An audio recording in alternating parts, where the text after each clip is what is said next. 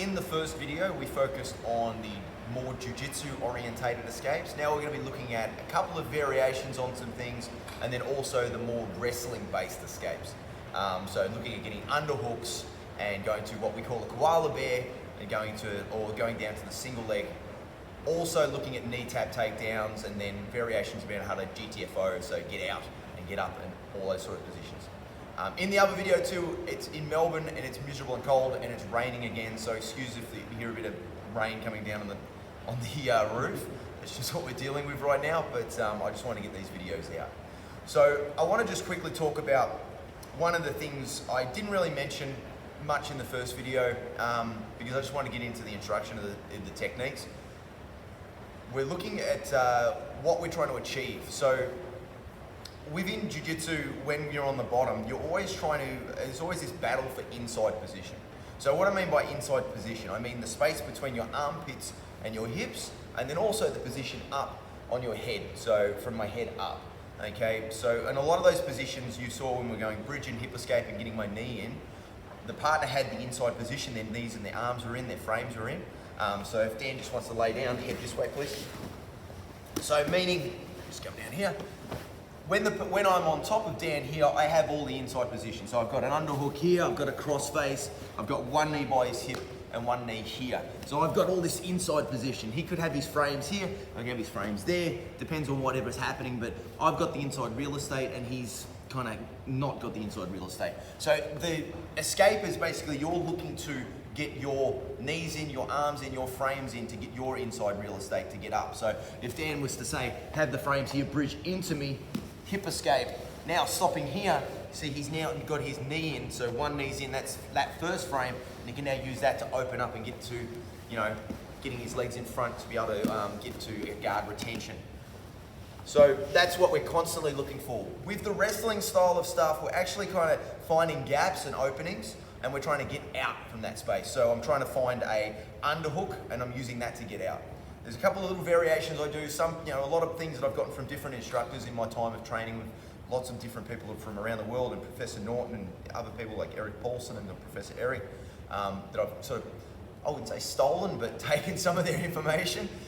Probably stolen, let's really think about it. But it's my job is to try and get as good jiu-jitsu information out there as possible to help everyone, so you're not getting caught and getting attacked and choked. Right.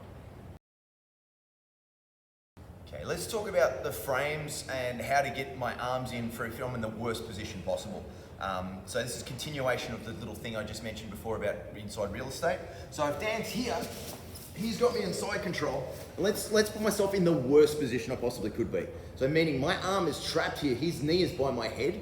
Okay, my arm is caught, I can't get my first frame in. His head might be down, and he could be putting his hand on his head. So now I've lost this arm as well, which he can start looking to attack. He's all the way up on my body and in green light, so now his ability to attack me is really, really improved for him, and it's not good for me. So the first frame is, if I can't get this frame back, which is gonna be difficult, especially with his hands on his head, this is not gonna happen, I have to get this frame back. So there's a few ways to do it. So the first way is I'll bridge into him, and I'll do what I like to call a bicep pump. So I'll hit him with my bicep and get his head over the top of my head. So I shift my feet out and I use my arm to make his head shift, and then I'm gonna pull my right elbow down, that way. Now he's gonna reposition and come back in, but at least I've gotten one arm in, okay? That's one way to do it. Another way is I do like a little sidewinder and I shift my body to the left, away from him. So he's got my arm here, I shift my feet first, I shift my butt, I shift my back and shoulder, and now I pull my elbow down into the space. This one's easier said than done, but sometimes it'll happen. Okay, so next, after I get this frame, I want to get this frame. So I'm doing the jiu-jitsu click too, which is pretty funny. So I'm gonna bridge in and get my elbow in for the first one, bridge, elbows in, okay? Next one is here. Now, if Dan's holding my head, this is gonna be quite hard, holding my arm, that's it. This is going to be quite difficult, but I'm gonna bicep pump him again, and then as I do it, I'm gonna bring my forearm across his face and do what's called a cheese grater. So I shift my feet, I bridge, now I bring my arm through and cheese grater across his face and bring it into that position. Now I've got my second frame here. I can use that to lift him up and over, lift his head over, and then hip escape and put my knees in, or I can, start to look into my underhook escape. Now, one of the other ways I can do it, and I like to call this, my other students in Bendigo call the Wing Chun. I put my wrist against his neck. So I bring it through, and then I Wing Chun it in, okay? Which is kind of cool. So I've got my first frame in, I find his neck, I put the back of my wrist against the side of his neck, and then I pummel it in front of his neck, and then I get my frame, okay? Remembering too, if I'm in green light here from the first video, I can also just reach and grab and get in a reverse crossface, and I can use that to escape as well. So I don't have to necessarily get this frame in, but sometimes people feel it's more, you get more options from this, meaning if I'm here like this and I do this reverse crossface, I can't get an underhook. So in the later stuff that we'll be looking at for the underhook, I kind of need to have this frame here so I can bridge and then bring my hand through and start looking to get to my underhooks. Those are a couple of ideas that if I've been caught in a really bad position with my frames, he's got all the inside real estate, I want to get my inside real estate. And that battle's going to be first with my arms, and then the job of my arms is going to feed my legs. So once I get my legs in, then I can start straightening up and then getting my legs in front of my partner to start attacking.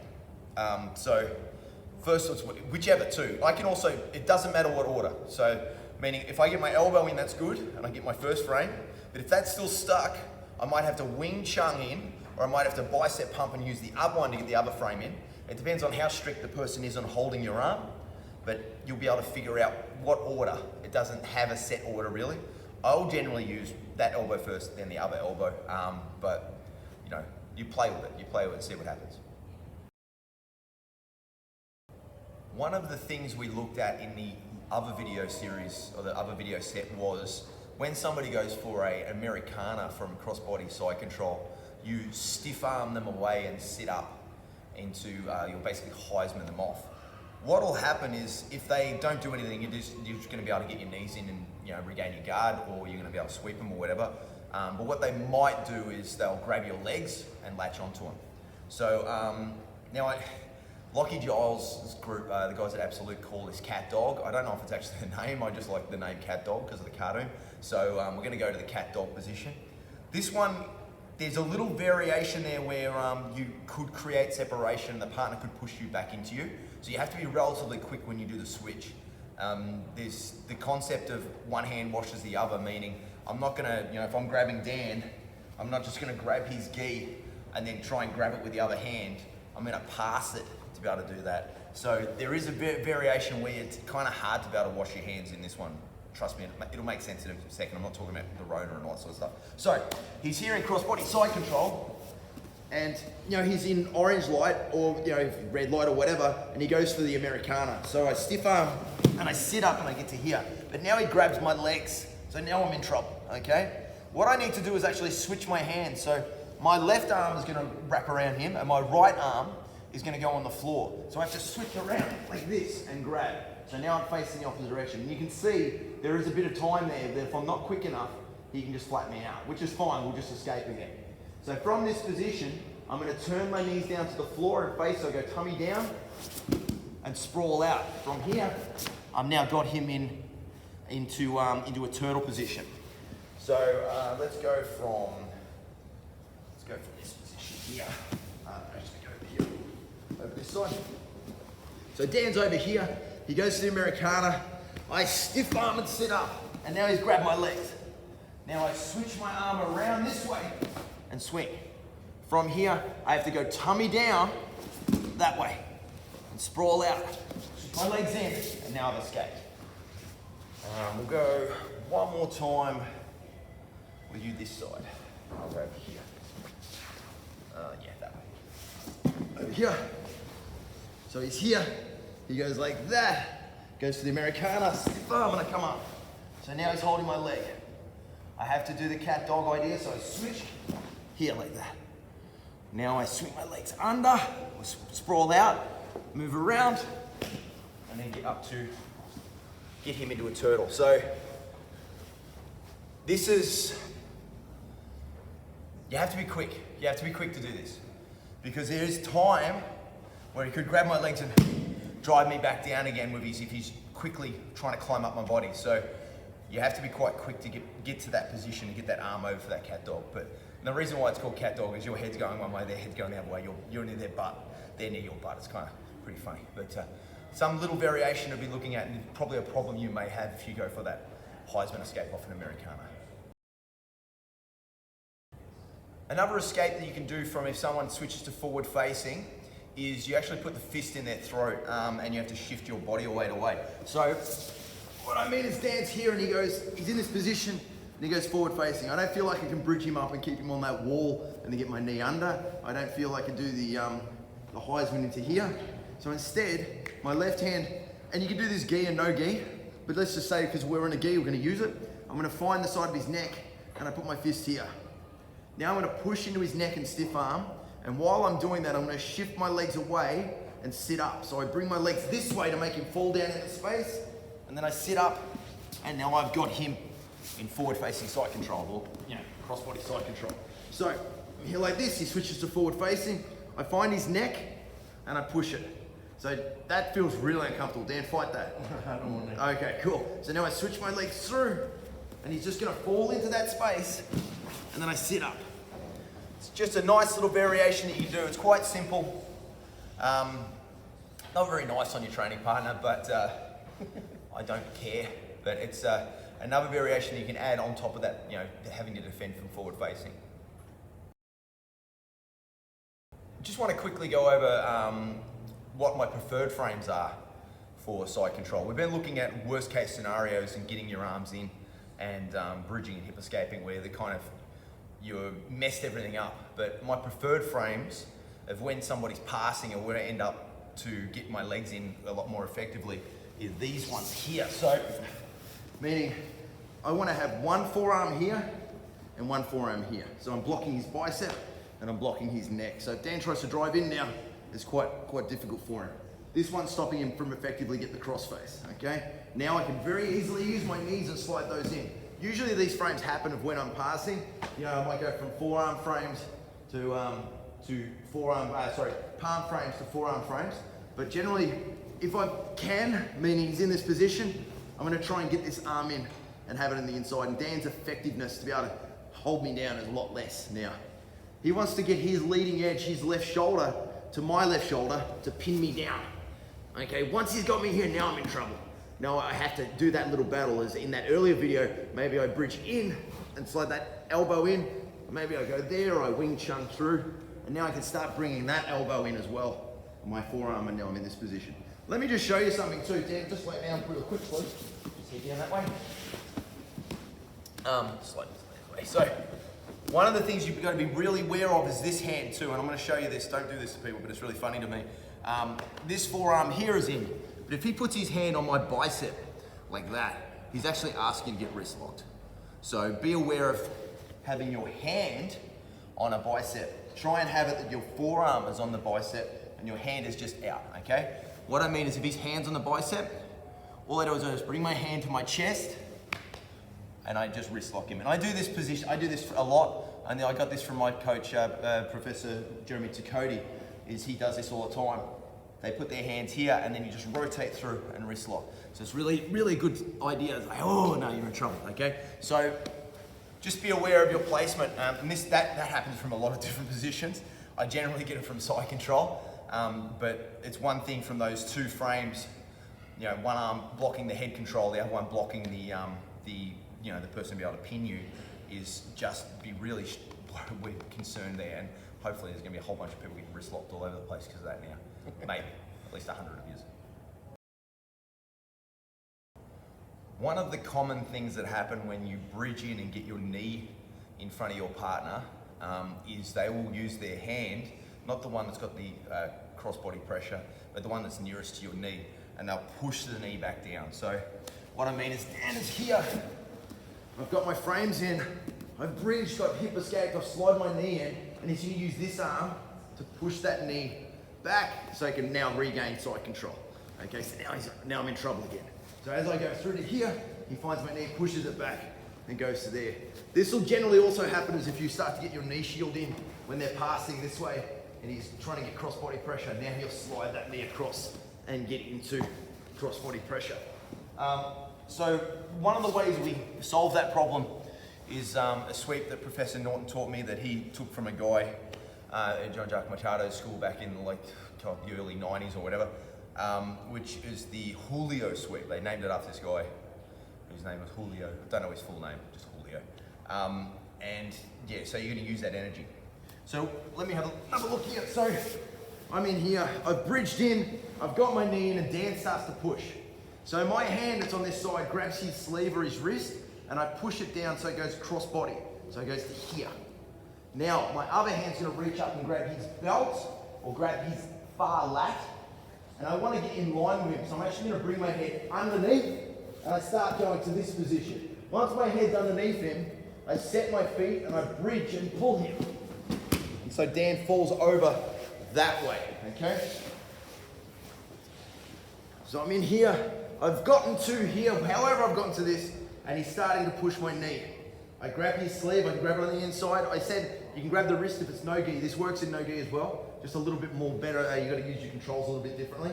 As he pushes through, I drive it down and grab. If it's no gi, I grab the lat, I jump, bring my head under, I sweep him over. So the way that sweep works is basically you're trying to get yourself lined up with your partner and you're rolling together. You're taking their arm away, their ability to be able to base out. That's why you're pushing the arm across the body, and then you're going underneath. So sometimes you find it doesn't work, you will need to give it a little bit of a bridge in that direction that you want to go. So you preset your feet and give it a little whoop, and they'll go over. But again, if they pull away because they feel that, just all you do is hip escape again and just get your legs in front. So it's a combo. It's like you go for the Julio sweep, it doesn't work, and then just hip escape and get in. Or worst case scenario, you end up in north-south, and then you've got to deal with how to escape with that. That's another instruction. Okay, so let's start looking at the wrestling-based escapes. We have a couple of variations and a couple of things we'll be looking at. First thing we'll look at now is just getting down and getting onto a single leg. Just Dan, jump out of the way for a second. One of the things you'll be needing to do for a lot of these positions is your ability to switch so you can go to your tummy really quickly. All right, so if I'm going to be switching, I'm not going to be going like that and then rolling over. What I need to do is actually have my legs go like that. So I actually switch in this direction or that direction. So I have to switch, so now it's easy for me to get up to get to my knees. You'll be seeing that in this position, and you'll see it in a couple of other positions. So Dan's in side control, and let's just say for argument's sake, I've already got my frames in. I can even have this frame in, it doesn't matter, I've got my frames in. All right, I'm gonna bridge in to create separation. So he's in this could be red light, orange light, and I'll show you the variation for green light. There's not much difference. All I'm looking to do is find this space between me and him. So if I bridge into Dan, now I've created this space and there's gonna be a little bit of a gap. My hand is gonna go down like a windscreen wiper past my body. I go underneath, and now when I come out, I'm basically karate chopping down and going pinky high. Don't go here and go straight towards the back. So I go here and up. And what that does, going pinky high, it makes it really difficult for Dan to get an effective whizzer or an overhook. From here, I'm coming down and going on the leg. And this is what I was talking about before. So I'm holding his leg, and now I'm gonna switch my feet. Boom. Come up to my knees, and now I'm into this position. I wanna keep my head by his belt, and now if I wanna do a knee tap takedown, I reach through with my far leg and tap his knee, and I just drive him down this direction, okay? So I'm in here. Let's say he's in orange light, he's up a little bit further now. Same idea. I switch my feet out, I bridge into him, I find that space, I windscreen wiper in, pinky up and shrimp down. Do I forward hip escape. Come down, grab the leg. So notice from here, I go from a high underhook straight down to a low leg underhook. I don't like grabbing the body because if I grab his body, he can then whizzer me and start looking to get dash chokes. So I want to go from here high, pinky high, straight down. Switch my legs, boom, tummy down, come up. And now I can knee tap, or I can get up and start taking him from here and punch him in the face. But I'm just trying to get into these positions from here, from that bottom position. This is the same for the koala bear too, which we'll look at in a second, in the next little bit. But high pinky, straight down to the leg. One of the reasons why I'm quite difficult to get DAS choked is because I don't play in that middle ground for that underhook around the waist. A lot of people play with that and they keep that arm there, and that's prime real estate. So if Dan goes for an underhook escape here to there and he gets here, that's prime real estate for somebody to start searching for a DAS choke, which is like one of my main attacks. If you go high pinky and then go to the leg, now he's down a lot lower, it's hard for me to DAS choke him, okay? If you're kind of caught, just jump back down again, in this real estate here, where you've got an underhook and he could be here, holding tight, there's always this space. One way you can counter that is try and make sure that you keep your elbow to your body. So try and connect yourself to their far hip, grab my far hip, and then pull it in really tight and keep it to there. So now it's a lot more difficult. So you can still do the same sort of thing, but just realize that there is a possibility you're gonna get caught in DAS chokes and all sorts of really gnarly chokes from here. So anytime I go for an underhook, one of the big game changers for my game was going high elbow and then straight down to the leg, and that works for koala bear and a couple other positions. Next technique we're looking at is the koala bear position. Now, one of the things that makes koala bear and that earlier one we did to get to that single leg, also that leg grab to be able to do a knee tap, is this idea of a forward hip escape. So if Dan just jumps out of the way, we've got that normal hip escapes where we go backwards. So meaning I go from here and I slide backwards, okay? A lot of people do it where they push. I don't like doing pushing because it takes my arm away from my body. I like to just hip escape and keep my elbow in. That's for another day. But we have a forward hip escape. So if I come over here, I'm gonna bring my legs out a little bit, and I'm actually gonna drag myself in that direction using my legs. So I'm gonna thrust my hips forward. So I can go here, and I can go here without having to go off the camera. If you chain that as well with thinking of an underhook, so as I go here, I go high under, there's my high elbow, and I go here, there's my high elbow as well. So if you're ever doing movements down the mat, forward hip escapes is another one you can do. Backwards hip escapes, forward hip escapes. So let's have a quick look at, a look at the koala bear.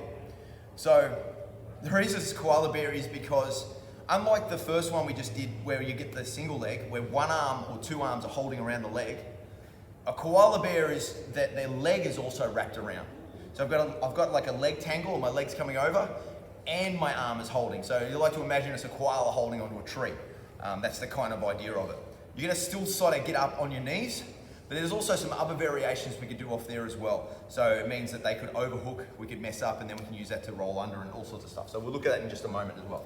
So, Dan is here, I'm like this. Now, all depends on what his foot's doing. So if his right leg is kind of curled into his butt and not out, it kind of makes it quite difficult to get. So I might have to use my second hand to grab it. I usually use my right hand and I bring it through to the inside and palm it off to my leg. So I'll show you what that looks like in a second. So I've bridged in, I go under for my underhook, I come out, I go down. Now my right hand goes in between his legs and I push his ankle, so I pass it. And now I've got it here. I've got his leg, it's wrapped around. So my left arm is grabbed and my left leg is grabbing. I drive my knee down into the floor as I lift my heel, so that exposes. Now I can come up to my knees and I'm here like that. And now I can start doing the same knee tap takedown. So I drive my head and tap his knee. I can get up and start taking this position to get up into when he's in a turtle. One of the big things you need to be aware of too, I don't have to worry about with Dan, is that because your leg is on the inside, the partner might try and roll through for a knee bar or a leg entanglement. One of the ways I stop that is I just bring my second leg over the top and then go on top of his calf if I'm going up here on turtle. Okay, so now it makes it really difficult for him to be able to roll through, so he can't roll over his shoulder because I've trapped his leg. Starting to rain again. So if we just change the angle, so you can see the legs, I'll go this way. So excuse me if you can't hear me, it's pretty loud. So I'm going to bridge in, I go through, and I reach my arm through to grab this foot. So Dan's foot's tucked in this way. If Dan's foot's tucked in, I'm going to use this hand to pass it. I can also use this arm to grab it. So instead of holding here, I reach down and grab, and then I pass, and then I come back. So I hope you can hear me on the Dan's stomach. So now I switch through and get up, and I've got into this position I've got here, and now I can start looking to smashing from here as well. Obviously, with a lot of this material, this is kind of catered to my students, and I'll be showing this in a class situation, but if anyone can get anything out of these videos, I hope you can. I kind of just show the techniques quite quickly. So if you have any questions, please just shoot me a message or whatever. The koala bear is one of my main ways to get up from on bottom from side control. I underhook, get up, get the leg tangle, because there's just so many nice cool variations on it and stuff. But remember, it's the same as the other underhook idea. Go high elbow, go down to the leg. And sometimes if they're being really strict with their legs and their feet are in here, I'm gonna have to use the other hand to pass that ankle. So I have to lift that leg out so I can bring my leg over to get that leg tangle. One of the things that happens is that the partner will get a overhook on your underhook. Yes, that's right. An overhook on your underhook. So they're gonna try and whizzer you.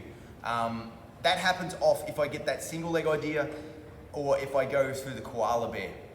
Because they're thinking of trying to set up a dart stroke. They don't realize they can't do it because you're so low down on their leg. It's really hard to get a dart because you're down here by the forearm. You're not really by the bicep for the able to feed through. So that's one of the common things that are gonna happen.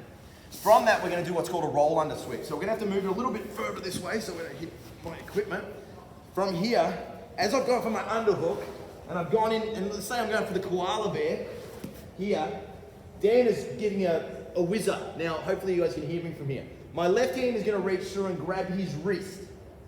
Now my right hand is gonna go under his leg, and I'm just gonna roll underneath him, and then roll him over. So it's a very basic roll under sweep.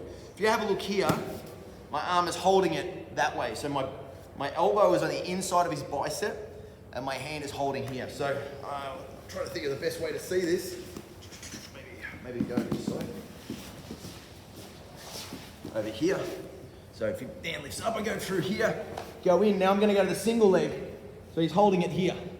So this is gonna be a little bit more difficult because of the fact that I don't have the leg tangle. So I really have to get underneath him to do this. My left hand is gonna come through. I'm gonna grab his wrist. So just get your arm out of the way so you can see. So you can see here, it was on his leg. I bring my elbow to my body and I grab his wrist this way. Now, if I can, I'm gonna roll my arm underneath, and then I get underneath him so he has to roll over, okay? It's a bit of a timing move, and it's a common counter for somebody if they're setting up and they're going for the dart stroke. Just bring your elbow on the inside and re-pummel and grab their wrist, because they won't be able to bring their hand across their neck when you're holding their wrist. Then you can go underneath. It's a great counter. And they'll also too, if they go for a guillotine, you can do the same idea. So, meaning if Dan's here and he gets that underhook here, and he's sitting up and they're going for that, you know, if you can sort of just, you know, you'll still get up to the koala bear, but they'll generally try and do an arm in guillotine. Here, now I'm in trouble. Dan just goes under and I just roll over that way, okay? You just have to be wary of that dart stroke coming through. So it's a sensitivity thing. Sensitivity? It's a feeling thing that you just feel where that arm comes through and you just grab the wrist. Roll under sweep. One of the things that will happen when you go up and get up onto your knees is the person, when they're whizzering, they might try and use that underhook to drive you down. So what I mean is if Dan has an underhook, and let's just say he's, get up on your knees, and he's just got his underhook here around my body, they might use this whizzer to drive you down this way. Start sprawling here. Now it's really difficult for Dan to get up and get under my legs and knee tap, all right? So that's a common sort of thing. It's very common wrestling sort of thing, where they'll use that whizzer idea, they use that shoulder pressure. Even if he's on the leg, he's going down to the leg, they're kind of here like that. They're using their shoulder to drive that whizzer down, okay? So one of the ways you can counter that, because you'll feel it, is we'll do what's called a spaghetti arm. So I'll just show it off a shitty underhook, meaning I'll just get the body. I won't go to the leg. So I've got Dan here, and he's got his overhook, thank you, and he's driving my shoulder down. He might be stepping up here. So to use the spaghetti arm, I'm gonna turn my thumb down to the floor, and then I'm just gonna bring my shoulder around and like kind of wiggly woo it out, all right? That's the technical term, wiggly woo. So he's here, I've got this underhook, he's driving me down like that, he's using that whizzer. I can spaghetti arm that out, all right? So again, it's another sort of similar to the other one with the roll under sweep. It's this idea of feeling what your partner's gonna achieve, what they're trying to do, and then you kind of counter that. But that's a common thing. If I just show you off the koala bear, Dan can get that overhook. And as I sit up and go to try and do a knee tap, he's just gonna use that overhook to try and drive me down. So, whatever, I'm here, bridge in, go down to the koala, this way, get up to my knees, and now he's driving me down this way. So he's using his shoulder, it's quite difficult for me to knee tap now. He might even be stepping out on his foot, driving into me. Now it's a lot of pressure, okay? I just get my arm out, and now I'm into that space, okay? And now he's dead to rights. Well, not dead to rights, but he's in a worse position than he was. It's better than fighting, because I don't want to have to use muscle to try and beat somebody. I want to, if I can't use my ability to go through them, I'll move around them. So yeah, spaghetti up. All right, so the last one we'll look at for this set for Side Control Escapes 2, the Empire Strikes Back, we'll be doing a body underhook escape. So this is like the Homer Simpson, whoop, whoop, whoop, whoop, whoop, whoop, you're running it forwards. It's very cool. So if I don't feel comfortable going one way, maybe I go the other way. So a body underhook meaning I use the other underhook. So Dan is here, I've got my frames. It could be that I can't get this arm back and he's got this here. And this is usually where you're gonna leave it. I'm gonna overhook his arm, I'm gonna bridge in, and now my right hand is gonna go through to the other side. I'm actually gonna switch and face the opposite direction, and I'm gonna run underneath him. My right shoulder is gonna go underneath his armpit here, so that way. Now I can run around, I get up, and now I'm into this position where I'm on his back, or I'm in a front headlock. Just move back a little bit over here now. So, here like this, he could have this overhook. He doesn't have to, but let's just say he's got the overhook. I bridge in, run that way. Now, to make it easier for myself, I'm actually gonna physically run a little bit so I can slip my head out. And now I'm here into a front headlock position. You can also, if you want to be a sneaky bugger, you can also end up with a dash choke on the bottom. I'll show you really quickly just because it's funny. So, going like this, he's got that. I bridge, I run through. Now this hand goes to the other side and I switch underneath. I pull it in and I can lock it off. And then here's his dash from the bottom. So you can do it off a body underhook escape. Just jump out of the way just so I can show you a drill. This is just a drill to practice this. Here like this, I bridge, and now I'm going the other way. So I use this hand to go under, and then I run on my shoulder this way, all the way around until I get up to my tummy. So that's like I don't know, I kind of think of it like Homer Simpson when his brain broke in that episode where he's going whoop, whoop, whoop, whoop, whoop, running around in a circle. Very similar to that. Just running around in that spot is a body underhook escape. It's a great escape. You have to really get your shoulder under the armpit to really get out from underneath them. And if you're not careful, especially in gi, you're gonna leave your ears behind. So it's really grindy, and if they've got a really starchy, horrible gi, his gi's not too bad, but if it's really starchy, it's just gonna leave side of your face. All these techniques, you'll notice they aren't really reliant so much on grips, okay? Even the Heismans and things like that, you can still use those positions to escape if it's no gi. So you're gonna see there's a lot of crossover, so don't stress about that. And I've kind of stepped away from just showing you and talking specifically about red light, orange light, or green light. They all work in these positions, okay? Red light, these, body unhook escape works there, unhook escape works there. Same again with orange light and again with green light, okay? There's none of these techniques you can't do. It's just basically about getting the separation for you to feed your arms underneath or under the other way, high pinky or body unhook escape to be able to get out.